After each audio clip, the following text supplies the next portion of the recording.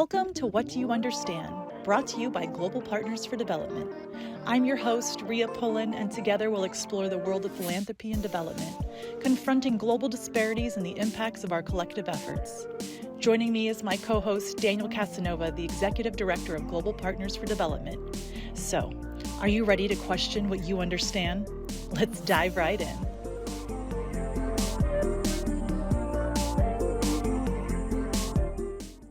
Our guest today is Dr. Houda Ghozzi. She is the co-founder of Open Startup, an NGO that aims to bridge the gap between education and entrepreneurship by connecting students and recent graduates with industry stakeholders. Open Startup fosters public-private partnerships, promotes entrepreneurial culture, and collaborates with global experts to create impactful programs and communities. Tune in as we delve into their initiatives aimed at empowering aspiring entrepreneurs across North Africa, the Middle East, and beyond. So my name is Houda Ghozzi. I'm initially a professor of strategy, so I come from the field of academia. And I come from a country where you wake up one day and there is no more leadership. So the president left the country, and like after 40 years or so with a country running under a president, that's really a moment in your life where you're like, okay, now what's gonna happen? Like it's as if you wake up and your parents are not back home and you're like, okay, what's gonna happen now? And I think that you have two options, whether you have this, I'd say, pessimistic perspective to say, oh, this is really going to be terrible, or you just say, this is the moment to take action, and this is the moment where you can become a citizen. And so basically, starting from there, I shifted my career, built this NGO called Open Startup, serving the same beneficiary, which is like youth, students, fresh graduates, people who we need to empower. And that's definitely equipping them with skills, but also giving them exposure and giving them hope. And I think that the mix of those three elements can only take people forward. And that's what I've been doing in the last 7 years. Oh, so the last 7 years. Oh, Amazing. okay, yeah. Yeah. Okay, cool. Yeah, and do you have children? Do you? Yes. Oh, okay, very good. Do you like them? So Aisha, yeah. liking them is not the right word actually. How old are your kids? She's 13. She's 13. Oh, that's Her name is Aisha, which means Okay. the lively one, and she's Aisha. 100%. I have an Isla. She's 10, and she's lively and the Spitfire. His daughter's also same age too, so we get it. It's amazing. Girls are ruling the world, right? Yeah. Beautiful. Oh my God, yeah, that's good. As they should. That's We get things done. Yeah. done. Yeah, and you're trying. So, did you just get here today? So I arrived 2 days ago. I wanted to Okay. get ready. I had some rehearsal yesterday, etc. So I felt super prepared. You today. did great up there. Thank you. Oh, yeah. You were amazing up there. Thank I you. know you were so inspired. I was watching you up there from the little press area, and I was like, "Oh, she's incredible." I was like, "I'd love to speak with her," and he texts me like he's like, "We're gonna meet with her." I'm like, "What?" That's so exciting. No, man, it's my pleasure. Just because we truly believe in the opportunities in the youth in Africa and on the continent. To be honest, there's no other option. No, Yeah. It's like you have no other option. Like take Uganda, median age 15. Yeah, 15. That's crazy, 1-5. right? Well, and especially because like the AIDS epidemic, like there's whole generations that are just missing. 70% Yeah. below 30. wow, And imagine if these people are not going to be finding solutions, they're going to go from unemployed to people who are retiring without an allowance. So you're double trouble.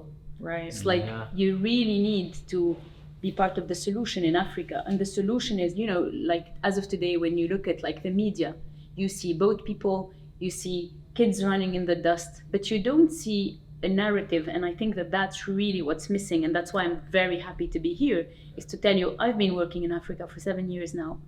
And it's a totally different story that we see. Mhm. We do see youth learning coding. We do see women. I mean, in Tunisia, Yeah. 70% of our scientists are women. Wow. If you look at universities, engineers, more than 60% are engineers, women in tech. Then when you look at like going to they're starting the venture, they start decreasing. Mhm. The number starts decreasing clearly, but there is a potential. And in general, imagine like if you're an African, you can't travel. So asking you this question, you probably have an American visa. Yeah. What was your first trip in your life? Oh, to us? To me? Oh. Oh, I'm a child of the military, so She traveled a lot. I traveled my whole life. Yeah. I mean, I've traveled a lot. You know, my first trip was to Cuba. Yeah. Yeah. Africans would not. Yeah, Yeah, no, right? Because they can't. don't have a visa. Well, no, we Right. have employees that we try to get out. Our employees that we can't come here. that we Imagine can't- you're yeah. not a citizen Yeah. of the world, and they ask you to be a global entrepreneur. What Yeah. world are we talking about? Totally, yeah. So us, what we try to do is through the language of innovation, through the language of entrepreneurship, where it's all about how creative you can be, we're building this bridge with the US, and we're saying, listen, give us a chance. Yeah. Let's try to bring along people who are building solutions in Africa. And then if you think about it, like Africa is the best laboratory because you can experiment at scale. Yeah. And if the solutions work, you can bring them to the Western countries. So it's like Africa is part of the solution. It's not the problem. And it has to be part of the solution because demographically, everyone's growing old. Yeah. And it's the only continent where you're going to have youth working with digitalization. You would need to get them to work even from Africa for the Western countries that are Yeah. growing. And businesses need to say those are their future customers as well. Absolutely. Absolutely. You're going to leave the world behind, is what's going to happen. All the cool people are on the continent. Well, no, I mean, I think it's, I say this really because I think, I've worked in the field long enough where there's this space when I was young where there's all these young aspiring Americans and Europeans going to want to work in Africa and be there and have this experience I lived in this village or I did this thing and they have that thing and it's what's the irony of it and the flip where we are now is And they know what their communities need. yeah. They're creating the solutions that their immediate community needs. Yeah. They don't need to leave home for a better life. They can create that better life within their Absolutely. within their homes. And then probably the difference with the US is that as much as in the US, probably the narrative when it comes to Silicon Valley and unicorns and $1 billion, in Africa, it's really an entrepreneurship for sustainability, for survival, but at the same time, the scope of opportunities is tremendous. Everything needs to be solved. No access to water, no transportation, no health, no education, no. Yep. And you just need to have homegrown solutions. Exactly. That where absolutely we need the Western countries to be holding Africa and to They just need to share wealth. They just need to move the money. they need to cooperate Yeah. as alter egos. That's what needs to happen in the future. Yeah. Yes, and so they can, spend the money from the government on their people as opposed to having to spend all that money repaying debt to the World Bank, to the IMF, Cancel that debt, let the solutions happen within the country. And here I'm probably going to be a bit provocative, but if you look at how the UK, industrial revolution in general, Africa contributed a lot in different ways. Labor, resources, and that allowed for those countries to develop, not caring about the environment at that time. And as of today, we're asking all the other poor people to be careful at the development and at that carbon print and so on and so forth. Who has a debt? Is it Africa or developing world? As I think it's I totally agree on this debt question. I really think that this is a kind of situation that we should just bury and move on, helping Africa because Africa is an engine, not because it's charity, because it's part of the solution, because we will need them demographically, and because you can't continue to see so many people dying in the Mediterranean every year. I come from Tunisia. This is my daily bread and butter. We're constantly saying, 1,000, 100 dead, 20. What is this? This is survival mode. This is the same way the Mayflower arrived to the US. People would always want to survive, no matter what it takes. And so it's not, we tend to forget that what's happening in Africa is historically the same movement. When a human being is starved, he or she decides to leave, taking the risk of their lives. And I think that this is the reality that we also need to tell people, because every one of us has been an immigrant somehow in their history. Yeah. Yep. Agreed. Yes. There's so many of those negative things we could talk about Tunisia or sad thing, especially right now. There's I know, but I'm curious, I always want to talk. When I heard you speak about the space, people always think of Africa as this safari place or some of our giraffes you were saying. I was I'm curious, like, what is your, like, take me to where you grew up and, like, what's your favorite place to eat and what's that like? And what does the space look like? And, like, how is that? What brings you joy when you think about your home? Yeah. Tunisia is that country that has a special light, a special sun, and a special population that's welcoming, cheerful, and that has a sense of humor. It's a kind of the British type of sense of humor, always joking about themselves and how stupid we Like can be. self-deprecating. And how, exactly. Yeah. So that's, I would say, how Tunisians are. Food is tremendous everywhere. Fresh fruits, fresh vegetables, fish. I mean, it's a kind of really a type of country where you could taste a lot of street food as well, harissa, shakshuka, and so many other things. It's a 12 million inhabitant country that has a very specific magical history. And honestly, like it's not because I'm Tunisian that I'm saying this. It's like Tunisia has always been a crossroad of civilization. Historically, it had President Bourguiba who offered the women the possibility to vote before France, and this is something we have to remember. Wow, that's amazing. And who put like most of the budget of the government into education, offering free education for anyone who would be enrolled in a university overseas. Yeah. So what he has created in the, say, 60s, 70s, 80s, and then of course he didn't know how to leave as often, unfortunately, in our countries, but the exercise, and I think he shifted a paradigm. He really demonstrated that the keywords are always the same, more or less: education, health, trust, right language, good leadership, you're off to go. So, and then I mean, it's been more difficult. 23 years of another president didn't want to leave, he left, then we had the Islamists. But at the same time, this is the history of a maturity of a country. And you know, I hear a lot, even myself, like as a Tunisian, I'm like sometimes super bored, but I'm asking you this question: how much time before the US, or how much time before Europe really ended up building democracy? Hundreds of years. Yeah. And we expect Tunisia in 23 years to rocket side. Well, the West expects, it's awkward. The West wants to be able to have companies and spaces and figure and elect who the leaders are. I mean, we know the model. We need time. We need time, and we need to figure out how to build leaders that are ethically adapted to what we want our century to look like.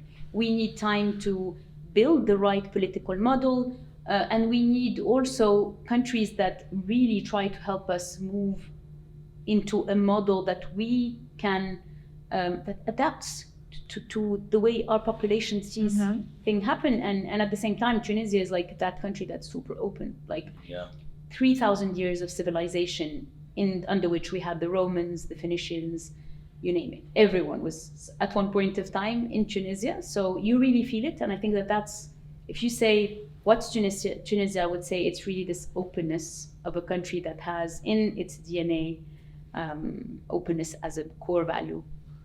And so, in your organization, do you work outside of Tunisia? Okay, yeah. So we started testing in Morocco. Then we learned a lot, did some mistakes, did some good things, and identified the ecosystem. And then we moved to Jordan. We worked a lot in Jordan, Senegal, and we're launching our office. I'm going there at the end of this week. We're also about to launch in Togo. So we look at countries actually that we call challengers. I don't think the big four need us. So let's take Nigeria, South Africa, etc. We're not needed. We go to countries that want to see their ecosystem thrive. And that's precisely our positioning. We go there and we take our friends from Colombia and MIT and we tell them, guys, do you want to do something cool in Africa? And they have been amazing in building a real, and this is a real, genuine partnership where, I mean, you see faculty intervene in Africa. Students do their internships, student exchange on both sides, access to ecosystems. And I think that that's really a showcase of how we can build the right type of cooperation and partnership. Right, that mentorship is probably priceless. And they don't have to leave their country to go do that. Absolutely. Which is amazing. Absolutely. But we got to ask you the best question. Before we send you off. The last question. This is the thing. So it's like, this is the thing to think about. It's like, what's something that you understand particularly well, that you feel certain of, that like you can like invest in and tell people and be like, I know, I you know, like I'm invested in this, and I know that this is the direction we should head. I think it's probably related to my experience, 20 years as a professor. I think that if there is one thing I could really bet my house on, and my family and husband and is that if you take any human being and like a flower, you put them in the fertile soil and you spread the water and you give role models and a bit of sun and a bit of skills and hope and the right narrative and the good direction, because they see leaders that are doing the things the right way. If you put them in a community, I mean, all of the problems that we see today in specifically exclusion of youth and their unemployability, drugs, drug addiction, mental health issues, all of that would be solved. And we see it, I mean, it's like a kid, like that's the specific age, like you have the chapter of being a kid, but when you're, say, 8, 15, 19, if you manage to have good skills, role models, international exposure, hope, trust, you can only move forward. It's very difficult to get someone to fail. Yeah. I love the hope part of it. Me too. No. Hope's a big thing. Absolutely. You wake up, you have no hope. How do you want to move on? You can't keep on going. Yeah. You need to wake up and say, I can make it. Yeah. It's going to happen. And have purpose. There's no curse. There must be a solution. And once you have that, the engine is, you're off to go. I used to work with refugees, and then I always think that one of the things that's terrible about a refugee camp, although there's like, it's sometimes the only space that people can be in, so there's like, it is an intervention, but if you don't integrate people into the economy, you can't have hope, you can't like live in this space, and so it's like people lose hope in those spaces. And like when you look at other models, like, you know, the Tibetans being integrated into India, or like Guatemalans being integrated into Mexico, like not put in refugee camps but allowed to participate in the economy, like those as refugees, those people thrive. But if you look at people that are stuck in like Dadaab, and like if you're just going to put someone somewhere and not, there's no future for them, they lose hope. And it's like, it's like such a powerful thing. It's amazing. Yeah. You know, this is like part of the work that we do. You know, we've started a fund, the Grassroots Fund, to be like the seed funding for these entrepreneurs in East Africa, because, you know, he was telling me that, you know, funders are always like, we want, you know, we're going to give it to grassroots organizations, but it really looks like is they're like, already established, you know, like how about the person with a great idea who's maybe not even literate, but has a solution for their community? And so, you know, we're working with these women in Turkana who are, you know, trying to make something of their lives, send their kids to school. And so they have their own little entrepreneurial businesses, but all they need is just a little bit of a boost, not to be told what to do, nothing. We just go and listen to their idea and support their idea. And it's been really, really interesting. But one of the ones we supported was, I don't know, have you heard of Menya Accelerator in Burundi? Yeah. So it's very simple. It's an entrepreneurial camp in IT and agriculture to help support these young Burundians, because they also have a very, very young population. Yeah. And it's incredible. Just we supported their first camp, and from that we've then supported their entrepreneurial ideas when it comes to fish farming. One was for digitized healthcare, and these are just people who have been educated here and they want to stay in their communities. And it's amazing. Are any of your entrepreneurs, are they all in those areas, or do you have any in East Africa? We're always looking for entrepreneurs to support. Yeah, so they're in the countries where we operate as of now, but we have a program called Grow that helps startups that fundraise for 250K or so reach their first million. And that is Pan-African. So we get startups coming from all over Africa. Around like I think 20 countries have applied, and 500 applied for 12 spots, because we do it for free, and we give them access. We really give them money, direct money to hire and money to international exposure, because we don't talk about it sufficiently. But again, it's not a tourism agency. But but it's, if you don't see, you can't project yourself, and you're not going to build something that's global. Really quickly, because I'm sure you have to go. There must be like a favorite project or entrepreneur that's like come out of, like, there must be something like when you're like, oh, this is the one that I'm like, oh, it makes, you know. I know you have a lot, I'm sure there's but many. Yeah, there's Yeah. many. I'm sure in the last 7 I years tend you've to seen like educational programs because we see a lot of people who leave the program and who really build platforms to educate all types of beneficiaries. Usually, I do have, I do love them. And there is also another little project that I love, which is a woman it's called Kulni, and so it's cookies that are personalized. It's a very small little project, but that has an incredible turnover. That also demonstrates that it's also about building a venture that's just could be a basic product that's kind of digitalizing. But like oftentimes we tend to exclude those projects that are not very heavy in technology, while they're just creating sometimes more jobs, more revenues, answering to a real need. So Okay. I like those ones. Simple ones. Yeah. And to support someone's passions, because you know what they've decided to do and work on is probably something they're super passionate about. Yeah. Yeah. Well, Thank We're you very so much lucky for to your support them, and thank you Yeah. for Thank this you for interview. taking the Oh, time. thank yeah. you for I'm the sure- time. Yeah. At Global Partners for Development, our mission is to advance community-led initiatives that improve education and public health in East Africa.